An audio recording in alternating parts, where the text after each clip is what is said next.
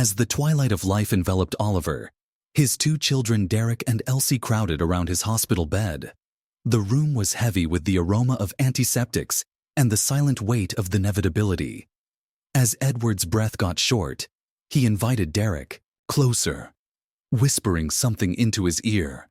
The next day, it was disclosed that Derek had inherited an astounding $500 million from their father's estate. Elise, feeling a pang of astonishment and envy, wondered if the same fortune awaiting her before. We go into the story. Don't forget to like and subscribe. We're Folktale Podcast, delivering you the best stories you'll ever hear. Hit that subscribe button, share with your friends. And let's get started.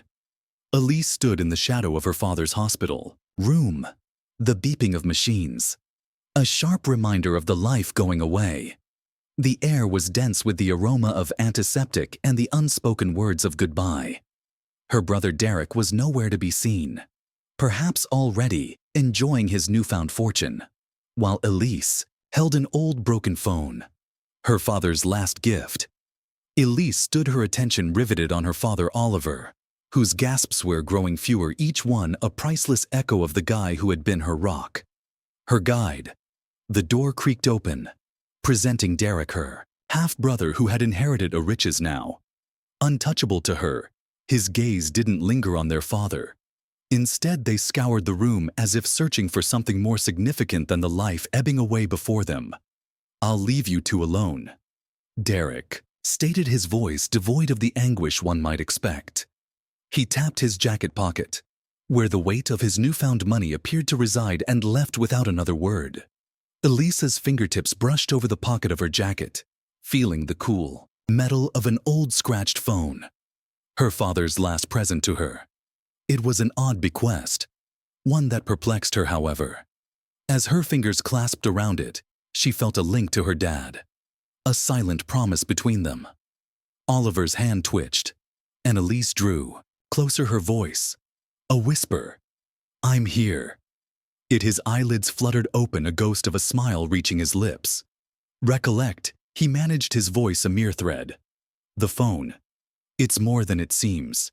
His gaze was fierce, prompting her to understand, to look past the surface. And with one final breath, he was gone, leaving her with more questions and answers. The funeral was a jumble. Derek's absence conspicuous, his excuse of business, things echoing hollow in Elisa's ears. She was left to mourn alone, her mother, Helen, too preoccupied by her grief to recognize the weird bequest Derek had claimed, or the odd one Elise had welcomed back at home in the middle of New York City. Elise was alone in her room, the old phone resting on her desk, like an unread book full of secrets. The password prompt glared back at her as a digital lock to her father's last enigma. The room was quiet, the city's buzz a distant melody compared to the chaos of her thoughts. She struggled every conceivable password she could think of, dates of major events in their family history, initials, even sentences. Her father used to say, each attempt ended in failure. The screen blazing red with denial. Frustration was building, but so was her resolve. She remembered her father's dying words. "The phone. It's more than it seems." Elise inspected the phone intently, her eyes grabbing a tiny, almost undetectable switch near the charging port. With a delicate touch, she flicked it, the screen modified, displaying a hidden app, its icon in antique key implying entry to something sealed away from the world. As she opened the app, her heart beat. It was like walking into a digital archive of her father's life. Each file titled, "After a Year," encrypted and waiting. She accessed the file from her birth year, her finger quivering as she tapped it. A video began to play. There was her father, youthful, lively, his eyes a spark with vitality, but darkened by secrets. "Elise, if you're watching this, it means I'm no longer with you. But know this, I've left you something invaluable. Not only this phone, but the truth it carries. You'll find answers, but you must be wary. Trust noon till you grasp everything." The video ended abruptly, leaving her with more questions than answers before she could go deeper. A knock at her. Doctor pulled her back to reality. Elise, we need to discuss Thomas. Her stepdad called out his tone, leaving no room for rejection. She realized this wasn't going to be a pleasant chat. Opening the door, she spotted Thomas standing there, his face placed in a firm line. What about? She asked her guard up about your inheritance. Thomas remarked, entering into her room uninvited. He sat down, his posture that of someone going to submit an order. Derek received the main portion, as you know. But your half. We think it should go to Alex. Elisa's heart fell. Alex, Thomas's son, was someone she barely knew. And now they wanted her father's legacy for him. You want me to give my dad's last gift to Alex? Her voice was a mix of disbelief and defiance for his education. Thomas insisted it's what family does. Elise, he's got potential to do amazing things, provided he's not bogged down by financial issues. This wasn't only money. Thomas, Elise responded, holding the phone closer. It's you're being selfish. Thomas accused, his voice sharpening. Think about what's best for everyone. Best for who? Alex, who never even bothered to see Dad in the hospital. You, who sees dollar signs instead of family. Elisa's remarks sliced through the air, harsh and uncompromising. Thomas leaned forward, his eyes narrowing. Check your tone. Elise, this isn't just about Alex. It's about what's fair. You live here under my roof with your mother and myself. The suggestion was plain: compliance or conflict. Elise stood, feeling the room shrink around her. Fairness. My father intended me to have this. Not for you or Alex to decide. Is fate? Their intense conversation was interrupted by Alex, who came at the doorway, rubbing leap from his eyes. What's going on? He asked, his voice sleepy. Your sister, Thomas said, turning to Alex with fed patience, is being difficult about helping you out. Alex scowled, attempting to catch up. Oh, the money for college. Elise watches the moment. Yes, Alex, for college. But wasn't it supposed to be for some commercial endeavor? Only yesterday her comments were a trap, baited with the inconsistencies of their stories. Thomas's face twitched with irritation. It's for his future. Elise, don't make this tougher than it needs to be. Elise's thoughts raced, connecting dots. Her father's warning concerning the phone. Thomas's sudden interest in her inheritance. Their conflicting excuses. She went towards the door, her determination hardening. We'll see about that, she declared, leaving the room with a sense of purpose. The city outside was a stark contrast to the suffocating atmosphere she left behind. The streets buzzed with activity, a reminder that the world carried on even in the midst of emotional strife. Elise strolled, her head piecing together the puzzle her father had left her with. The night was heavy with the type of silence that precedes a storm. And in her small New York apartment, Elise felt the weight of every second as she waited for Marcus. She had called him, her voice a blend of haste and desperation. Marcus, once her father's closest colleague, had always been like family, sharing in the unspoken bond of loyalty to Oliver previously.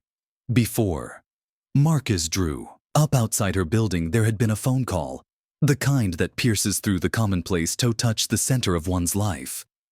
Elisa's fingers trembled as she dialed Marcus's phone. It was late, and she knew he might not answer, but the desperation in her heart couldn't wait for sorrow. The phone rang twice before Marcus's voice crackled through, groggy with sleep.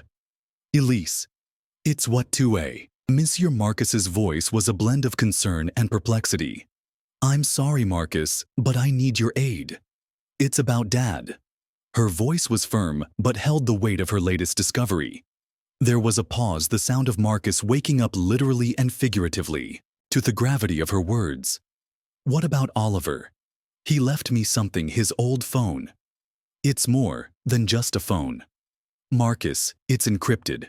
And he stated, it's more than it seems like. I think he was involved in something major. Something named Project Eclipse. Marcus's tone moved, attentive.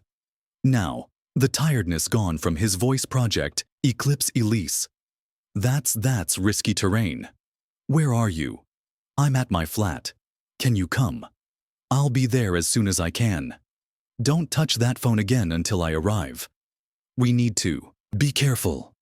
The call stopped, leaving Elise with the quiet hum of her apartment.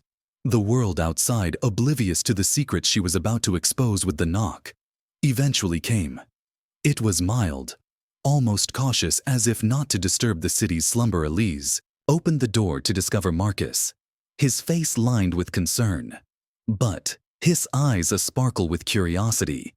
He was in his early 40s, his hair sprinkled with gray, a monument to years spent in front of computer displays, unraveling digital mysteries. Elise, what's going on? Marcus said as he entered inside his stare, quickly drawn to the old phone on the desk. It's Dad, she replied, leading him to the counter. He left me this. She handed him the phone, her hands shaking slightly. Marcus studied the cell phone, noting its age and the strange app icon. Oliver always had a flair for the dramatic. He muttered, a slight smile caressing his lips. Nevertheless, it was tinted with sadness. So, what's the catch? It's encrypted, Elise explained. He said, it's more than it seems. Classic. Olive. Marcus nodded, sitting down and pulled out his laptop. Let's see what secrets your dad left for you. They worked in quiet for a long, Marcus inputting commands into his laptop, connecting it to the phone. The room was filled only with the sound of keys clicking and the occasional sigh from Marcus as he encountered ever another tier of security. Here we go. He finally muttered, his voice low with enthusiasm. The screen of his laptop revealed a sequence, several files, each one designated by a year. These are strongly encrypted. Yet, I think, can crack them. As they waited for the decoding to work its magic, Elise described the confrontation with Thomas and Alex, the pressure to hand up the phone. Marcus listened, his face growing more serious with each syllable. This isn't just about inheritance, is it? Marcus inquired, his eyes finding hers. There's something bigger here. Elise nodded, her sound just over a whisper. Dad mentioned Project Eclipse in his message. Marcus's eyes widened. Project Eclipse. I've heard whispers of that. It was supposed to be a secret operation. Something concerning spying. Beyond legal boundaries. Oliver was always opposed. It said it was too hazardous. The decryption software beeped, signaling it had broken through. Marcus opened the first file, revealing a paper documenting financial activities related to Project Eclipse. It was evident Oliver had been monitoring money, establishing an A-trail that connected high-profile individuals to what seemed like unlawful acts. There's more, Marcus said, scanning through the files. They uncovered emails, hidden transactions, and a list of names: politicians, business tycoons, and shockingly, a few law enforcement officials. Elisa's heart raced. This is why Thomas wanted the phone. They're not only want the money. No, they after this, Marcus agreed, tapping the screen. This may bring down some extremely strong people. Your dad was shielding you with this. The reality of their predicament settled over them like a heavy fog. They were dealing with something well beyond family inheritance. Conflicts. This was concerning corrupting power, and now their safety. We need to be vigilant, Marcus remarked, his tone now grim. If these people know you have this, they won't just ask, they'll take it by any means required. Elise sensed the severity of the situation, the weight of her father's trust in her. What should we do first? We make. When we don't keep all our eggs in one basket, Marcus stated. Then, we need to comprehend everything here. We need to go off-grid. Locate a place where we can work without being observed. As they worked, Marcus's fingers flew over the keyboard, putting up encryption for their stuff, generating backups in several locations, included online storage that required numerous keys to access. Elise watched, learning, her respect for Marcus growing with each command he executed. We should also establish up some sort of communication. That can't be traced, Marcus said, bringing out a burner phone he had packed with him. We'll use this for no yet. We'll need to keep moving, shifting sights till we find out our next move. Elise nodded the vastness of the challenge before them, dawning on her. How could we possibly begin to destroy something like Project Eclipse? Step by step. Marcus responded, his voice calm, but adamant. First, we need to grasp the entire scale of it.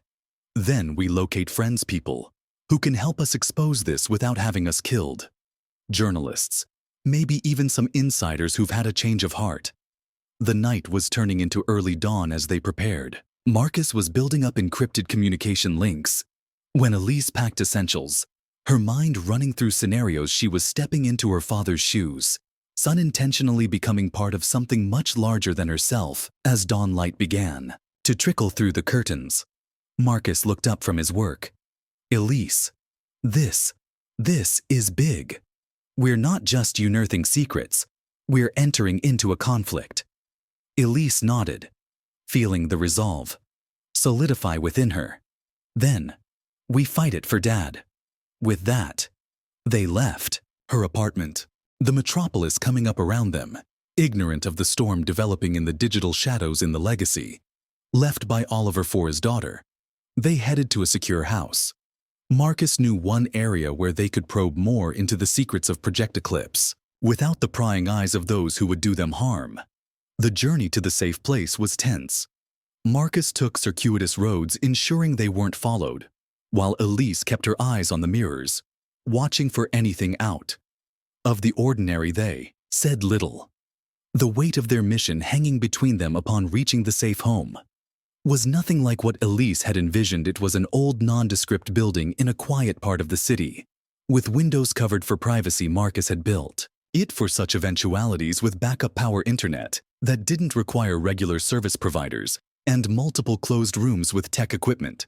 "Wick, be safe here for a bit," Marcus assured her, setting up his gear.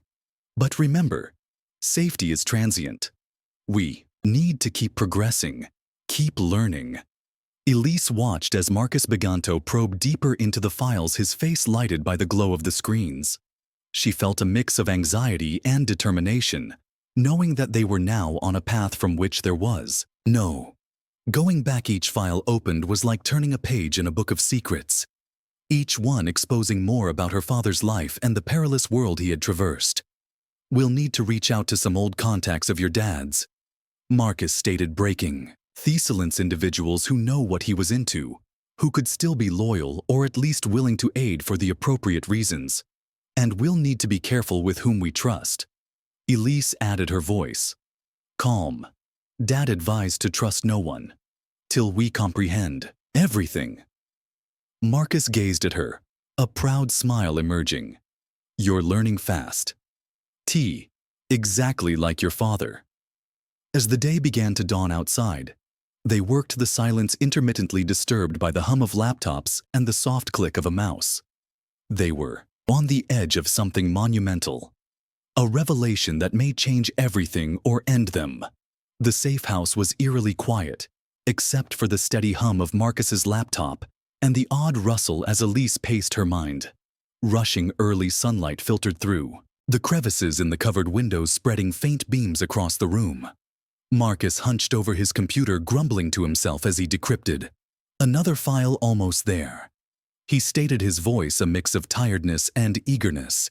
"If this works, we'll dive deeper into Project Eclipse's financial trail."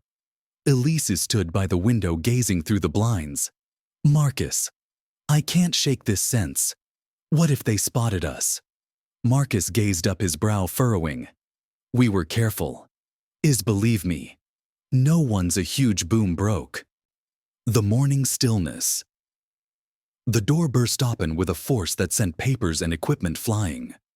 Derek stood there, his face twisted with wrath, his suit messy but nonetheless a dramatic contrast to the pandemonium around him. In his fingers was a revolver, its cool steel flashing ominously in the light.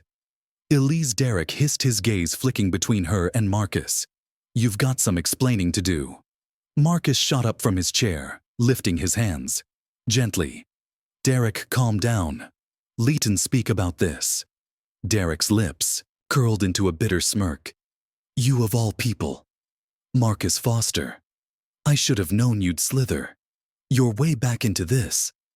Elisa's eyes widened. You know him. Derek's look didn't waver. Yeah, I know him. Dad's so-called valued colleague. The one who left the moment things got dangerous. What are you doing here, Marcus, helping my sister escape away with proof that may destroy us all? Destroy you? Maybe. Marcus shot back, his voice calm, despite the weapon pointing at him. But I'm here to safeguard Oliver's legacy and Elise. Derek took a step closer, the gun out directed right at Marcus. Defend. You mean exploit, don't you? Just like you did. My dad. I know what you're seeking, Marcus. You think I don't recall Project Eclipse? The room sank into an awkward stillness. Elisa's heart hammered in her chest as she stood between the two guys, her thoughts scrambling to make sense of the accusations flying back and forth. Derek, Elise said carefully, What are you talking about? What do you know about Project Eclipse? Dirk's eyes went to her, his expression softening. Somewhat. Elise, you don't know what going into that phone. It's not just some treasure trove of Dad's secrets. It's a death sentence. There are individuals, powerful people who won't think twice about eliminating us if they think we know too much, and yet here you are. Marcus interjected, his tone dripping with cynicism, storming in like a hero in a lousy action movie. If you're so concerned, why not let us handle it, because I'm trying to save her from making the same mistake Dad did. Derek barked. You think Oliver was some noble crusader, but he went in too deep, trusted the wrong people, and look where it got him. Did Elisa's chest clenched at his comments. What do you mean wrong individuals? Dad said he didn't tell you the complete story. Derek cut her off, and I bet Marcus didn't either. Marcus opened his lips to protest, but Dirk lifted the rifle slightly, silencing him. Dad didn't just stumble onto Project Eclipse. He created it. The revelation hit Elise like a freight train. That's not true. He was attempting to stop it. Eventually, Derek interrupted, his voice hard, but only after he recognized what he'd produced. He thought he could mend it, disclose it, but it was too late. And Marcus here, he was part of it too. Elise went to Marcus, her voice trembling. Is that true? Marcus hesitated, his face pale. Yes. But it's not what you think. I worked with Oliver, but I didn't know the full extent of Project Eclipse until it was too late. When I found out, I tried to assist him. Shut it down. Shut it down. Derek scoffed. You mean you tried to conceal your tracks? Elisa's head swirled, the weight of the secrets coming down on her. Why? Didn't Dad tell me this because he wanted to protect you? Derek replied, his voice softening again. He understood what type of danger this would bring, and now you're jumping headfirst into it, bringing Marcus along for the journey. A sharp noise from outside, the crunch of gravel underfoot, snapped everyone's attention. Marcus moved to the window, looking through the blinds. Derek, did you bring anyone with you? Marcus inquired, his voice low and urgent. Derek frowned. Why? Because someone's out there. Elisa's blood ran cold. We have to go. No. The tension in the room snapped, like a rubber band. Marcus grabbed his laptop and the phone, shoving them into a bag. Derek hesitated, his grip, the gun tightening as he glanced toward the door. You want to live? Derek. Marcus snapped. Then help us, or stay here and find out what happens when they catch you. Derek cursed under his breath, sliding the revolver into his waistband. Okay, but this isn't. And the trio hurried out the back entrance, heading rapidly through the alleyways as the sound of footsteps grew louder. Behind them, Elisa's mind raced as they ran, questions flying in her head. Who was after them? And how much of what Derek claimed could she trust? The warehouse was silent, save for the faint clicking of Marcus's keyboard as he worked tirelessly on decrypting another layer of files. Elise paced the room, her head speeding through the tangled web of lies, secrets, and treachery her father's murder had uncovered. Derek crouched in the corner, his arms folded, his presence a heavy weight in the already unpleasant air. Marcus looked up from his laptop, breaking the stillness. This next layer might take hours to decrypt, but I've already seen enough to confirm one thing. Your father wasn't only running from Project Eclipse, he was running from the people behind it. Folks like Langston. Elise questioned. Marcus nodded. Langston, sure, but it's bigger than him. This isn't just one individual or a small gang. It's a network, and it stretches further than we believed. Derek let out a bitter laugh, grabbing their attention. You think you're uncovering some grand conspiracy? Let me save you the hassle you're already in over your head. This isn't some crusade. You can win, Elise. Elise turned to him, her patience becoming thin. Why are you even here? Derek, you got your inheritance. You went away, without a second thought. What do you care about this now? Derek leaned forward, his eyes sharp. Because you're dragging my name into this mess. Do you think those folks don't know who I am? Who I'm linked to? They assume I'm part of whatever game you're playing. And now my life is on the line too. You didn't seem very bothered about family when you grabbed the money and left. Elise snapped. Maybe if you'd stayed, Dad wouldn't have had to protect me alone. Derek's face clouded. You don't get it, do you? That money wasn't simply an inheritance. That was hush money. Elise froze. What, they paid me off? Derek replied, his voice low but boiling. Dad made enemies when he tried to demolish Project Eclipse. He urged me to take the money and leave, to remain out of it. That's why I didn't fight for the phone. He told me it was a death sentence. And yet here you are. Marcus interposed, his tone dripping with sarcasm.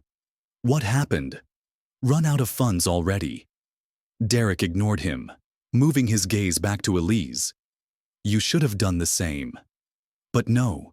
You had to dig into it, didn't you? Do you have any idea what you've unleashed before? Elise could react. A sharp knock on the door cut through the tension. The three of them stopped, their eyes racing toward the entrance. Did you inform anyone? We were? Here. Marcus mumbled, his hand reflexively going for his bag. No, Elise said, her voice barely audible. Derek stood, his body tense. Stay here. I'll handle it. Elise grabbed his arm as he walked for the door. What are you doing? You can't trust whoever it is. Derek pulled free, giving her a look that was equal parts frustration and sympathy. You still don't get it, do you? I've been trying to protect you, but you're too obstinate to see it. He opened the door little, revealing Thomas standing on the other side, his face a mask of cold determination. Elisa's stomach fell. Thomas, she muttered, her voice barely above a whisper. Thomas stepped inside, his gaze sweeping the room before focusing on Elise. You've made this a lot harder than it needs to be. What are you doing here? Marcus demanded, standing protected, lie between Elise and Thomas. Thomas ignored him, his gaze fixated on Elise. I told you to hand over the phone. Elise, you might have prevented all of this, but now you forced my hand. Elise felt a shudder run down her spine. Forced your hand? What are you talking about? Thomas glanced at Derek, who turned aside, his jaw clenched. You didn't think Derek came here on his own, did you? He's been helping me track you. You're a loose and Elise, and if you won't hand over the phone freely, we'll take it. Elisa's breath caught as the parts clicked into place. Dirk's abrupt presence, his insistence on joining them. It had all been a setup. Her half-brother hadn't come to help her. He'd come to betray her. You're working with them. Elise muttered, her voice shaking. With surprise, Derek didn't meet her eyes. It's not what you think. They offered me no choice. There's always a choice. Marcus remarked, his voice angry. And you made the incorrect one. Thomas drew closer, his demeanor calm but scary. "Enough of this hand. Over the phone, Elise, and we'll make sure you're left alone. Keep battling and I can't promise what'll happen next." Elise's grip tightened on the bag carrying the phone. "You think I'm simply going to roll over after everything Dad sacrificed to defend this?" Thomas groaned, tugging a sleek handgun from his coat. "I was hoping you'd see reason. Don't make this tougher than it needs to be before anyone could respond." Marcus surged forward, hitting Thomas's arm to the side. The gun went off, the shattering sound reverberating through the warehouse. Elise dove behind a stack of crates, her pulse hammering as the anarchy unfolded. "Flee!" Marcus shouted, fighting with Thomas for control of the weapon. Elise hesitated for a single second before grabbing the bag and sprinting toward the back exit Derek shouted after her. But she didn't glance back. Her only thought was survival. As she burst into the alley, the early brightness momentarily blinded her. She didn't stop, didn't think, just sprinted behind her. She heard footsteps. Someone was following. "Halt!" Lise Dirk's voice screamed out. Yet she pushed herself harder. Her legs burning with the exertion, she ran down a side street, her head racing. Marcus was still inside, struggling for his life. Derek and Thomas were following her, and somewhere out there, the personnel behind Project Eclipse were closing in. Elise slowed for a second, her chest heaving. She had no alliances left, no one to trust. All she had was the phone and the will to finish what her father started. Elise ducked into a dark alley, her chest heaving, the weight of the bag over her shoulder bringing her down. The adrenaline rushing through her veins blocked out the noise of the city awakening around her. She pulled the strap closer, the aging phone within now seeming more like a ticking bomb than a lifeline. Behind her, Derek's voice reverberated faintly. "Elise, stop running. You don't know what you're doing." She didn't stop. She couldn't. Her mind rushed through the events of the morning. Thomas's betrayal, Derek's double cross, Marcus battling for his life. She had been stupid to imagine her family would stick with her in her war. Turning sharply, Elise found herself on a quiet side street dotted with abandoned stores. She rested against a wall, her breath coming in shallow gasps. Her hands trembled as she drew out the phone and glanced at it. This item had cost her father his life, and now it was ripping hers apart. What was so essential? Knowing Thomas and Derek were willing to betray her to acquire it. Elise didn't have time to dwell. She needed aid. But who could she trust now? Caroline Voss. Marcus had mentioned her, the investigative journalist who had taken down high-level wrongdoing before. If anyone could handle the explosive truth about this phone, it was her. She grabbed out her regular phone and swiftly searched for Caroline's contact information. A public-facing email was the only thing. She could discover no phone number, no address. Elise thinks, she whispered to herself. She tried to recall Marcus's comments. She operating in the shadows, impossible to trace, but connects. Then it hit her, an old journalist technique. She accessed her email and composed a small cryptic message. Subject: looking for the truth. Message: you exposed the Blue Harbor files. In 2020. I have something greater. A story that might shake the basis of our country. Contact me confidentially. She hit send, hoping Caroline would take the bait. Minutes felt like hours as Elise waited, crouching in the shade of a doorway. Her heart raced when her phone buzzed a message. Unknown sender: meet me at 5th and Brambleton, the coffee shop. 1 hour, don't bring anyone. The abrupt response sent ackle down Elise's spine. It may be Caroline, or it could be another trap. She placed the phone back into her pocket. Her decision made, she didn't have much of a choice. 1 hour later, the coffee shop was an inconspicuous hole in the wall, its old awning fluttering in the breeze. Elise examined the surroundings. Her nerves on edge, she had placed the phone deep in her purse, attempting to appear as inconspicuous as possible. Within, a woman sat alone at a corner table, her back to the wall. She was in her late 30s, dressed casually in jeans and a jacket. Yet her keen eyes and the attitude of quiet assurance made her stand out. Elise approached cautiously. Caroline Voss. She asked, her voice barely above a whisper. The woman looked up, her expression unreadable. You're either incredibly courageous or terribly dumb. Standing up like this. I didn't have much of a choice. Elise responded, slipping into the chair across from her. Marcus stated, you could help. At the mention of Marcus, Caroline's expression tightened. Marcus Foster. He's interested in this. Yeah. Elise stated he helped me decrypt certain data. My father left me files relating to something named Project Eclipse. Caroline's keen eyes scrutinized her, searching for any trace of dishonesty. Finally, she leaned forward. If what you're saying is true, you're in greater danger than you think. I already know that. Elise said my stepfather just tried to kill me. Caroline's lips clenched. They're escalating. We don't have much time. Tell me everything. As Elise recounted the events of the preceding 2 days, Caroline listened closely. Here, expression darkening with every word. When Elise concluded, the journalist sat back. Her fingers steepled in thinking. Project Eclipse. Caroline said slowly, I've heard whispers about it. A black ops initiative buried beneath layers of bureaucracy. The kind of thing that doesn't officially exist if your father had evidence on it that explains why they're so desperate to get to you. Do you think you can help Elise? Asked, her voice faltering.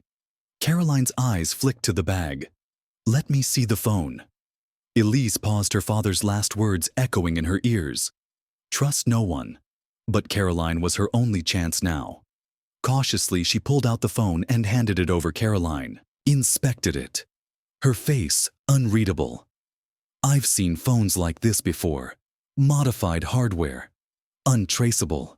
Constructed for one purpose, to hide the truth. She glanced up. You stated Marcus was decrypting data. Yes. Elle stated, but we got interrupted before we could finish. There's more on there. Financial records, names, and a hit list. Caroline's eyes widened. A hit list. Journalists, activists, even politicians. Elise stated, and my name was on it. Caroline sat back. Her face grim. This is bigger than I anticipated. Before Elise could react, the bell over the coffee shop door jingled.